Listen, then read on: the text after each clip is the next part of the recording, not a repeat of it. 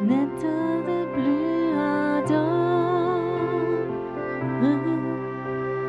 viens, n'état de plus dans ton cœur, viens, tel que tu es ardent, viens. Ce soir, j'aimerais vous lire une parole de Dieu. Et il a parlé au travers d'un prophète, Ésaïe. Dieu parle au travers de prophètes et il parle à son peuple. Je vous dis le premier mot que Dieu dit au travers du prophète au peuple d'Israël, réjouis-toi. Dieu dit, réjouis-toi. Et maintenant une question, est-ce que c'est un conseil ou est-ce que c'est un ordre? Un ordre? Ok, c'est bon. Bon début. Bon, le reste on fait demain. Dieu dit, réjouis-toi. Tu sais, si Dieu dit réjouis-toi, alors il a prévu quelque chose de bon pour toi. Il dit pas, réjouis-toi, demain tu vas avoir un accident. Si Dieu dit réjouis-toi, quelque chose de bon va arriver. Alors il y a des chrétiens qui, quand tu leur dis réjouis-toi, ils vont dire on va voir. Vous savez ce que ça veut dire? On va voir. C'est un nom religieux. On va voir un manque de foi. Quand Dieu dit réjouis-toi, alors décide-toi de te réjouir parce que c'est important. La joie, c'est quelque chose de fantastique. La joie en l'Éternel est notre faiblesse. Non, la force, merci. La joie de l'Éternel est notre force. Et je crois que c'est quelque chose de tellement important. Et quand Dieu dit réjouis-toi et tu ne réjouis pas, alors ça se pourrait que peut-être ce qu'il a prévu de te donner, ne te le donne pas.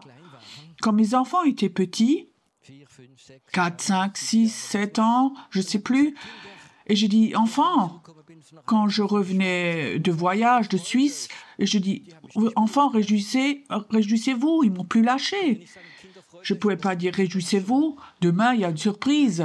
Non, ils savaient maintenant quelque chose de bon va venir. Maintenant, papa nous a amené quelque chose de bon et se réjouissait. Que ce soit du chocolat, autre chose, il se réjouissait parce que papa a dit réjouissez-vous. Mais les enfants, parfois, grandissent. Dommage. Ils sont tellement mignons quand ils sont petits. Mon épouse, si tu l'as demandé, elle voudrait toujours qu'ils aient 6 mois. Elle aime les petits bébés et demandez les voir. Mais après, les enfants ont grandi et on avait un frère. Il était commercial à l'époque et il avait souvent des cadeaux commerciaux. Et il me donnait ça souvent. Certains étaient beaux. Et il y avait même un temps où il donnait des montres, vraiment de belles montres. Et en petit, en bas, il y avait la marque de son entreprise. Comme ça, c'était des cadeaux commerciaux. Et je me rappelle encore, ma fille, elle avait peut-être 13 ans à cette époque. Je dis, réjouissez-vous. Elle a dit, on va voir. Alors, je dis, regarde, cette fois, j'ai quelque chose de vraiment bien. Pas du chocolat, une montre. Elle a pris la montre. Elle a dit, non, c'est un cadeau commercial.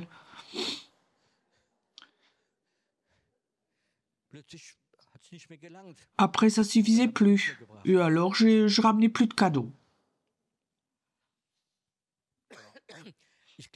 Je crois que c'est tellement important. Si ce soir, Dieu te disait « Réjouis-toi », est-ce que tu te réjouirais? Ou est-ce que tu dirais « Oh, j'écoute une prédication, j'ai déjà entendu tellement de prédications ». Ou est-ce que dans ton esprit, quelque chose se réveillerait? Il y a quelque chose de bon qui va venir. Il y a quelque chose de bon qui va venir. Il y a de la joie et il y a de la réjouissance. Vous connaissez ça?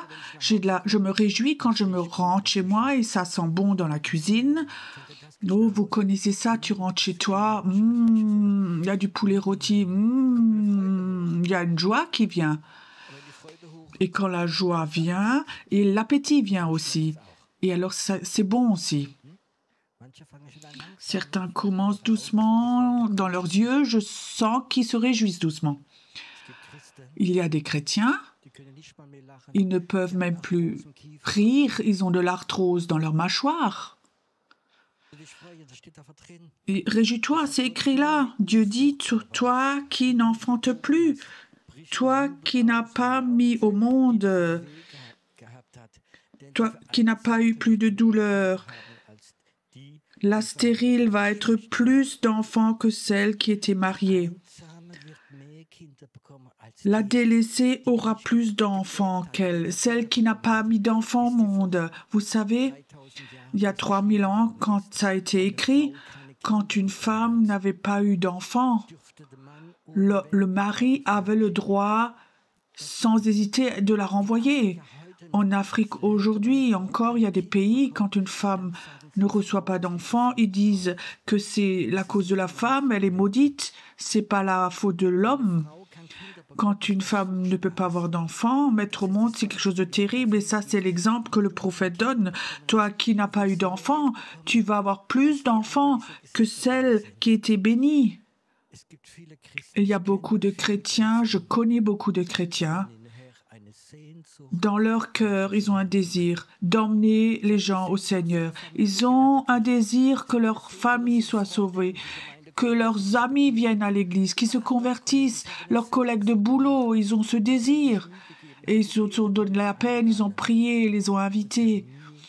Mais il nous a jamais pu emmener quelqu'un au Seigneur. Tu comprends? Et ça, c'est être seul, ne pas mettre au monde. Mettre au monde, ça signifie tu as des enfants spirituels. Et Dieu veut dire à ces personnes, toi qui peut-être, tu as résigné, tu as tellement essayé avec tes amis, t'ont moqué de toi, ils sont pas venus. Dieu dit, je veux te consoler. Toi, tu vas avoir encore beaucoup d'enfants spirituels. Tu vas encore amener des gens au Seigneur. John Wimber, c'est un des hommes de Dieu les plus puissants les dernières années, il est chez le Seigneur maintenant. Il avait un puissant ministère de guérison où des milliers de personnes ont été guéries. Et il disait, dans mon ministère au début, les 2 premières années, j'ai prié, imposé les mains pour beaucoup de personnes et jamais personne n'a été guéri. Beaucoup sont même décédés. Tu peux imaginer, tu pries 2 ans pour les malades et personne n'est guéri. Et après, son ministère de guérison a commencé. Peut-être que tu es là et tu es quelqu'un et tu dis, je suis honnête, je n'ai pas encore de descendants en Jésus. J'ai essayé, mais Dieu veut te dire, tu vas en avoir beaucoup. Est-ce que tu peux le voir? Est-ce que tu peux le croire? Est-ce que tu peux te réjouir de ce que je te dis ou où tu dis « je vais voir ». Tu sais, on va voir, c'est comme si tu effaçais cela. Quand Dieu nous donne des promesses, c'est presque toujours que notre intelligence dit « ça va pas, je peux pas, je suis tellement déçu ». Et Dieu dit, il ne s'agit pas de ton intelligence, mais de ta foi et de ton cœur. Est-ce que tu peux croire que toi, tu dis, je connais beaucoup de chrétiens qui disent, quand ils ont résigné, « Oh, je ne suis pas un évangéliste. Je peux faire du travail d'enfant, je peux faire l'accueil, je peux faire ceci, cela, mais je ne suis pas un évangéliste. » Ça, c'est la frustration. Reinhard Bonke disait que chacun est un évangéliste. Tu sais, le temps va venir. Toi qui crois que tu n'es pas un évangéliste, tu vas amener beaucoup de personnes au Seigneur parce qu'il y a un nouveau temps qui va venir où les gens vont venir à toi. Qu'est-ce que vous avez, vous? Qu'est-ce qui est tellement différent? Pourquoi vous avez tellement de joie? Je me réjouis tellement parce que les gens du New Age sont tellement différents et plus sensibles que les chrétiens. Et ils disent, vous rayonnez quelque chose, vous avez une aura. Qu'est-ce que c'est ça? Une femme venait à l'église, elle vient devant, elle dit, pasteur, qu'est-ce que vous avez comme aura? Elle m'a même dit la couleur, mais j'ai oublié. Et alors elle dit, oh, de quel signe astrologique est-ce que vous êtes? Alors je disais, agneau.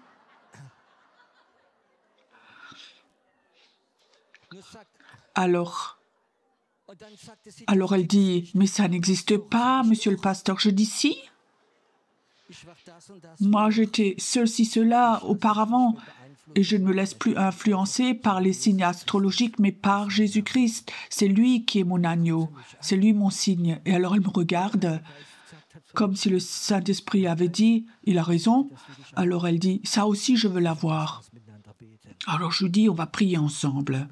5 minutes après, elle était enfant de Dieu et elle était née du Saint-Esprit. Tu comprends? Le temps va venir où les gens vont venir te voir, où tu ne vas plus évangéliser. Ou peut-être tu vas dire, je ne vais pas avoir le temps, je prie vite, Saint-Esprit, né de nouveau maintenant au nom de Jésus. Voilà, c'était ça.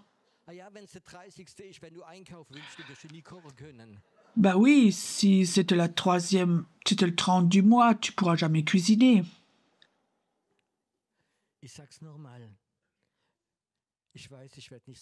Moi, je dis encore, je sais, je ne vais pas dire, mets la main, monte la main si tu es stérile, mais je sais combien les gens souffrent et que tu entends, lui a converti quelqu'un, lui a ramené quelqu'un et pas toi, et tu es fidèle et tu aimes Jésus et tu pries. Tu sais ce que Dieu dit?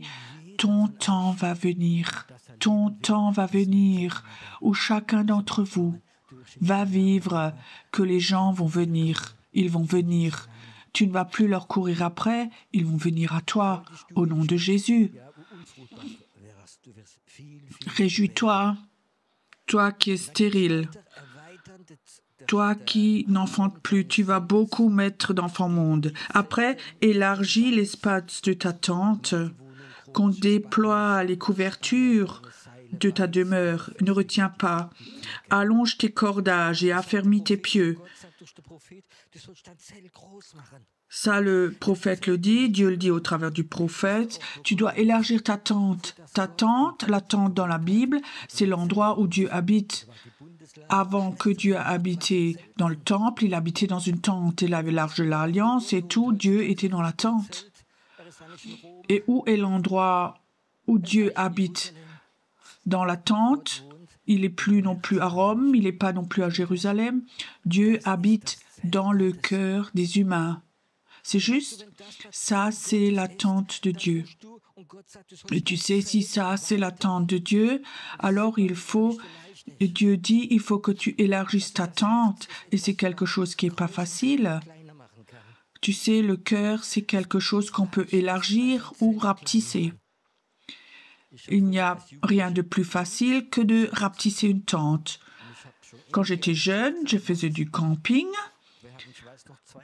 J'aimais bien faire des blagues. Et je me rappelle, 2 tentes plus loin, il y avait un homme qui ronflait terriblement. Et une nuit, je me suis levée et j'ai tiré les sardines de sa tente. Ça allait si vite. Et tout d'un coup, le ronflement était différent.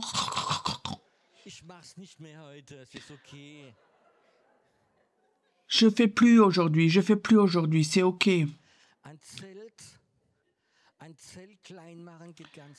Une tente, la rapetisser, c'est très facile.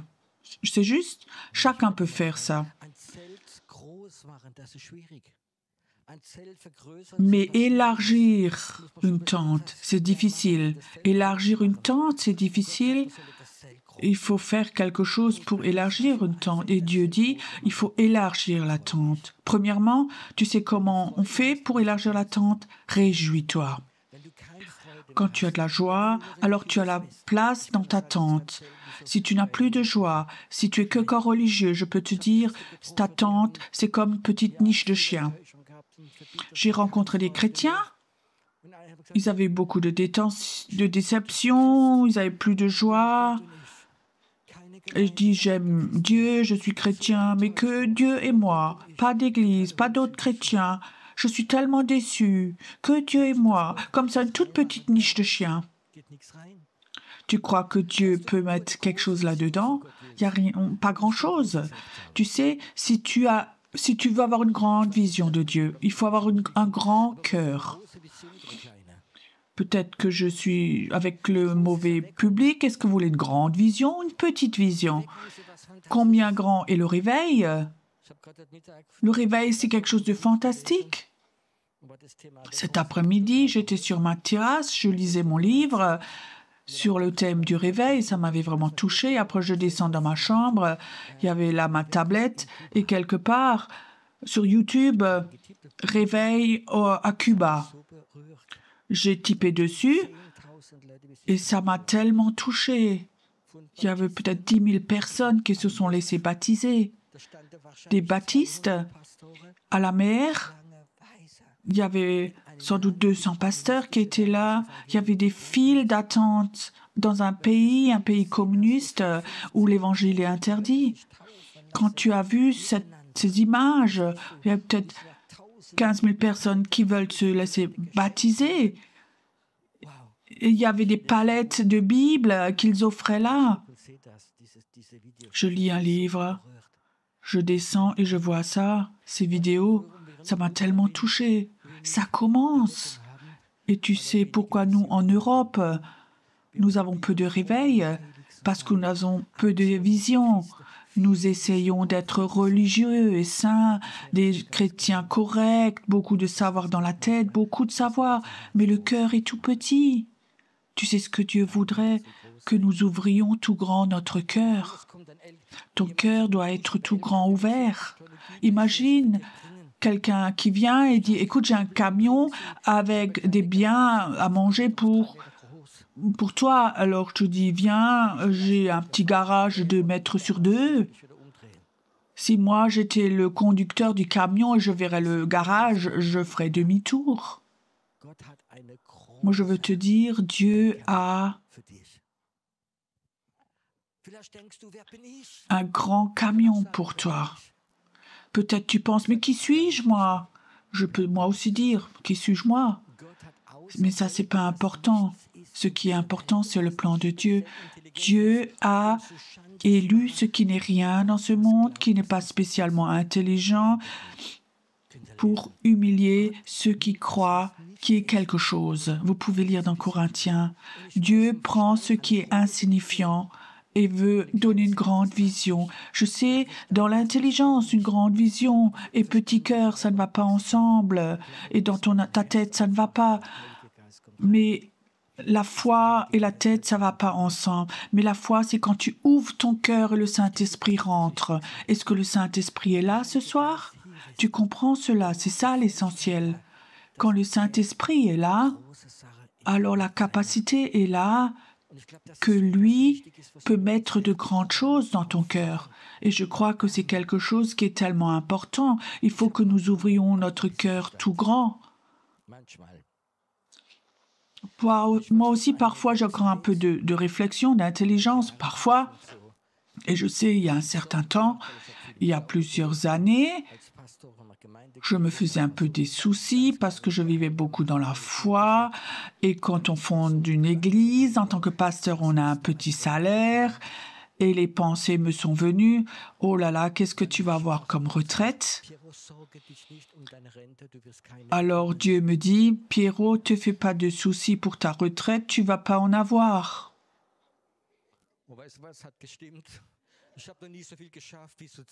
Et tu sais quoi? C'était juste. J'ai jamais travaillé autant qu'en ce moment.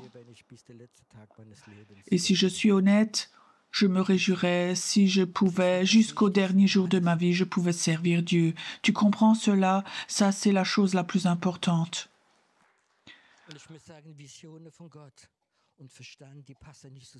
Et il faut que je dise des visions de Dieu et l'intelligence, notre compréhension ne vont pas ensemble. Si quelqu'un, c'est pas, il y a un principe.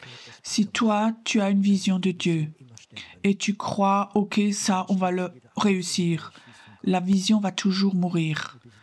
Et après, elle se renaît et alors, tu sais, elle vient de Dieu. Et alors, tu es à ce niveau-là. Et je crois que c'est important de savoir que Dieu a de grandes visions. Il veut nous donner beaucoup, il veut nous donner le réveil. Mais ça ne va pas dans ton intelligence, ça va là, dans ton cœur dedans. Et ton cœur doit être assez grand, il doit être ouvert. Ce qui est encore important, le cœur est l'endroit où Dieu habite. mais c'est aussi l'endroit où le péché naît, dit la Bible. Tu peux imaginer, le péché naît dans ton cœur, la jalousie naît dans ton cœur, l'amertume naît dans ton cœur, avoir envie de tuer quelqu'un naît dans ton cœur. C'est écrit. Et alors, c'est l'endroit où il faut mettre des visions dedans. Ça ne va pas ensemble. Mais je crois que nous avons la responsabilité de purifier notre cœur. Tu ne peux pas empêcher que quelque chose rentre dedans. Tu ne peux pas empêcher, mais tu peux jeter dehors. Aujourd'hui, il y a comme ça des inventions. Ne vous moquez pas de moi, mais je me réjouis de ce qui est moderne. Il y a 3 ans, je me suis acheté comme ça un robot électrique. C'est tellement beau. J'appuie sur le bouton, zzz, et 2 heures après, tu reviens, tout est propre, bien fait. Il va même tout seul dans son petit garage, il se remplit de nouveau. Mais ce qui m'étonne, même si ce robot, il passe et tu n'es pas dans la maison, tu n'étais pas là, et le jour d'après tu le refais, il y a toujours de la saleté. Je demande d'où il cherche cette saleté. Tu peux vider le sac et après tu le laisses de nouveau tourner, il y a de nouveau de la saleté dedans. Mais ça, c'est une belle image. Ça, le Saint-Esprit peut être ce robot dans ton cœur. Il ne suffit pas une fois d'aller à une conférence de te repentir et d'oublier 3 mois. Le robot ne réussit peut-être même plus. Est-ce que ce n'est pas mieux d'avoir des temps où tu purifies ton cœur, où tu dis « Seigneur, s'il y a là quelque chose qui est rentré dedans, qui n'est pas de toi, qui gêne peut-être même que les visions peuvent rentrer dedans, j'aimerais jeter cela dehors, j'aimerais le purifier. » Et je peux te dire, je suis toujours encore surpris, malgré que je suis croyant depuis longtemps, quand je fais cette purification en moi de tout ce que je peux encore trouver. Et je te dis, il faut pas avoir honte devant Dieu. Il se réjouit que tu viennes à lui et que tu lâches des choses, que tu lui dises des choses. Tu sais, quand Dieu te donne une vision et dans ton cœur, il y a de l'orgueil, alors, avec cette vision que tu as, avec ce succès, tu vas toujours prendre un bout de gloire de Dieu. C'est juste. Et Dieu voudrait que ton cœur soit pur, que tout soit enlevé, que toute cette vision qu'il veut te donner, qu'elle se réalise. Est-ce qu'ici, il y a des infirmières dans la salle? Ah oui, vous avez déjà travaillé en salle d'opération. Est-ce que c'est nettoyé régulièrement? Imagine, tu irais dans la salle d'opé demain matin, le médecin vient pour t'opérer et il y a des rats comme ça qui se promènent. Mais c'est donc pas grave, c'est de beaux petits animaux. Sans doute personne ne se laisserait opérer là-dedans. Je me rappelle, je suis venu avec Doro, nous étions à Francfort, pas en Afrique, pas dans un pays arabe. Donc on est allé dans l'avion. On attendait encore un peu dans la salle d'attente et tout d'un coup, 2, 3 petites souris qui passent là à Francfort. Et je pense qu'elles sont là depuis plus longtemps parce qu'on ne leur faisait pas très peur, elles ne se laissaient pas déranger, ces petites souris.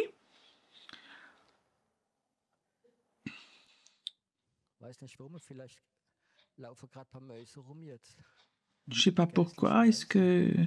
Il y a quelques souris qui se promènent maintenant là, des souris spirituelles. Purifie ton cœur, que Dieu peut mettre dedans ce qu'il voudrait mettre dedans. Cette semaine, j'ai reçu du Seigneur, avant que je sois venu, de faire ce qu'il voudrait faire. Il veut donner des visions. Peut-être que tu es venu, tu es au bout du rouleau. Tu es fatigué, tu es déçu, famille, finances, plein de choses. Tu es venu ici pour enfin de nouveau respirer le bon air. Mais Dieu dit, je veux te donner plus qu'un bon air. Je veux te donner une immense vision. Je veux la mettre dans ton cœur. Je crois qu'il y a beaucoup de paquets de visions au ciel qui n'ont jamais été cherchés. Et Dieu ne pouvait pas les mettre dans ton cœur parce que ton cœur était fermé, parce qu'il y avait des déceptions dedans, des blessures. Je me suis tellement réjouie que le couple des Adlerdienst, ministère du Adler, ils ont servi avec tellement d'amour, ils ont donné des paroles prophétiques. Mais je veux vous dire quelque chose. Elles ne vont pas se réaliser si tu n'ouvres pas ton cœur et si ton cœur n'est pas clean, propre. Je crois que c'est tellement important que notre cœur soit clean, propre, pour que ces paroles prophétiques, ces visions, que tu puisses les porter. Ton cœur doit être propre comme une salle d'opération. Tu comprends cela? Régulièrement, il doit être nettoyé et la vision va venir. Est-ce que tu es prêt? Les jours qui viennent, que la vision qui est tout petite en toi, pour qu'elle grandisse, Est-ce que tu as ce désir ce soir et que tu dis j'aimerais élargir ma tente ce soir, toute grande? Je sais, j'ai beaucoup de déceptions, beaucoup de blessures, beaucoup de choses dedans. Jésus, est-ce que tu peux... J'aimerais ouvrir mon cœur tout grand, j'aimerais qu'il soit guéri. Je veux de nouveau pouvoir me réjouir, je veux de nouveau pouvoir aimer, je veux de nouveau pouvoir croire vraiment. J'aimerais que le réveil commence déjà en moi. J'aimerais que la semence du réveil soit en moi. Écoute le Seigneur ce soir. Voudrait maintenant donner la semence du réveil à certaines personnes. La semence du réveil. Je ne sais pas pourquoi, mais ce soir, j'aimerais de préférence comme ça, jeter comme ça la semence du réveil. Reçois. Que la semence du réveil vienne, qu'elle rentre dans ton cœur. Et que la semence du réveil, à chaque fois que tu pries, qu'elle se transforme en vision. Une vision pour le réveil. Toi qui as eu des déceptions, Dieu dit, donne-moi ton cœur ce soir, je veux le guérir. Toi qui voulais partir en courant parce que tu es tellement déçu, Dieu dit, donne-moi ton cœur, je veux le guérir pour que tu puisses de nouveau l'ouvrir tout grand. Et je veux mettre la semence du réveil dans ton cœur. J'aimerais de nouveau que tu puisses voir ce que tu as déjà vu, que des centaines de personnes soient guéries quand toi tu leur imposes les mains. Aie la vision de nouveau, que toi tu propages et prêches l'Évangile avec des signes et des miracles. Aussi toi peut-être, où ton mariage est cassé, ta famille est cassée, ton job t'as perdu, ton entreprise est anéantie. Dieu dit, c'est pas un problème pour moi. La semence du réveil est aussi là pour toi. Toi qui vis encore dans la condamnation, dans la peur, parce que peut-être tu as avorté un enfant, ou peut-être tu as fait d'autres choses graves. Dieu dit, mon pardon est beaucoup plus grand que la faute, l'accusation, l'accusateur des frères. Reçois maintenant cette semence, reçois cette semence ce soir. Si ton cœur est grand, ouvert, beaucoup de semences doivent y rentrer. Je vois comme des personnes sont là. Et tu as déjà donné la parole, apôtre du réveil. Quelqu'un est là, tu as déjà eu cette parole de Dieu. Tu seras un apôtre du réveil, dans le réveil. Et Dieu déverse maintenant cette semence. Laisse le Saint-Esprit faire maintenant, agir. Laisse-le venir sur toi maintenant. Il y a quelqu'un qui est là.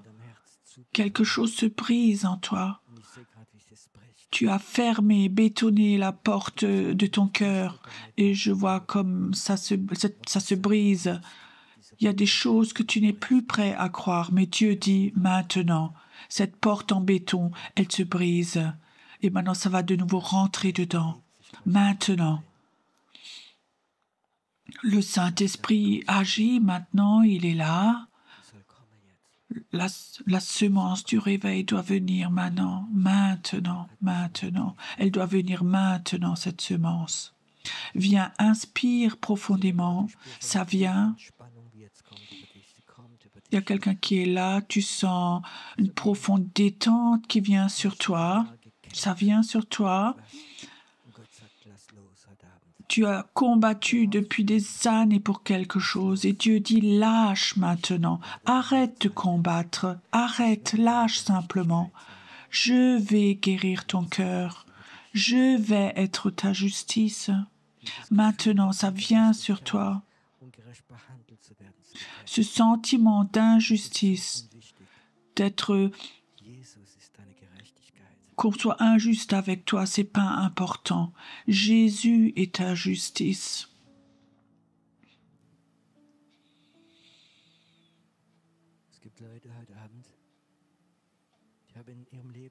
Il y a des personnes qui sont là ce soir. Spirituellement, elles ont abandonné. Ils sont toujours encore croyants, mais ces personnes ont abandonné leur appel à cause des circonstances. Et le Seigneur dit, ce soir, tu peux prendre un nouveau départ. Ce soir, comme ne t'en fais pas, tu fais un 6, tu peux recommencer. Jésus a fait le 6 pour toi. Ce soir, tu peux de nouveau recommencer, prendre un nouveau départ, recevoir de nouveau cette foi comme un enfant, de nous recommencer à nouveau. Écoute, si tu es là et tu sais, Dieu te parle à toi, tu dois faire un nouveau départ ce soir, recommencer un nouveau départ. Viens devant et agenouille-toi. C'est comme si tu sortais de prison pour recommencer avec Dieu. T'as pas besoin d'avoir honte. Viens simplement devant. Agenouille-toi et tu vas faire un nouveau départ avec Dieu. Un nouveau départ pour toi. Le temps de la déception est fini. Dieu t'appelle. Dieu t'appelle. Ce soir, il y a des prophètes qui vont naître dans cet endroit. Je vois comme certains manteaux prophétiques vont être distribués ce soir. Un nouveau départ, refaire un nouveau départ. Le passé ne doit plus t'influencer, plus jamais. Dieu t'appelle ce soir. Il t'appelle. J'attends encore un moment parce que je sens que l'appel de Dieu est là. Un nouveau départ. Un nouveau départ. Tu ne dois pas mourir dans l'âge. Un nouveau départ.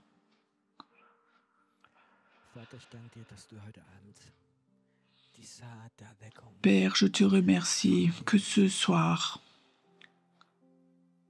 que tu libères la semence du réveil ce soir, que leur cœur s'ouvre tout grand et qu'ils puissent faire un nouveau départ.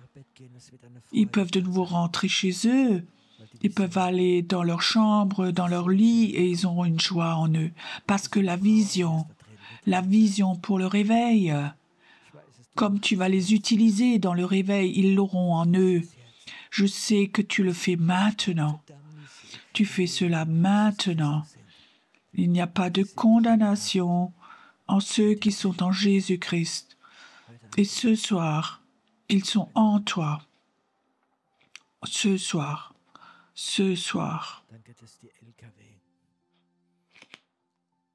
Merci que les camions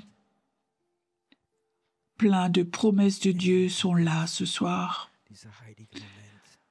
Que les anges maintenant, ce moment très saint, qu'ils le sentent et qu'ils le voient, et que les anges vous touchent. Tu es un Dieu merveilleux. Tu es un Dieu merveilleux. Tu es un Dieu merveilleux.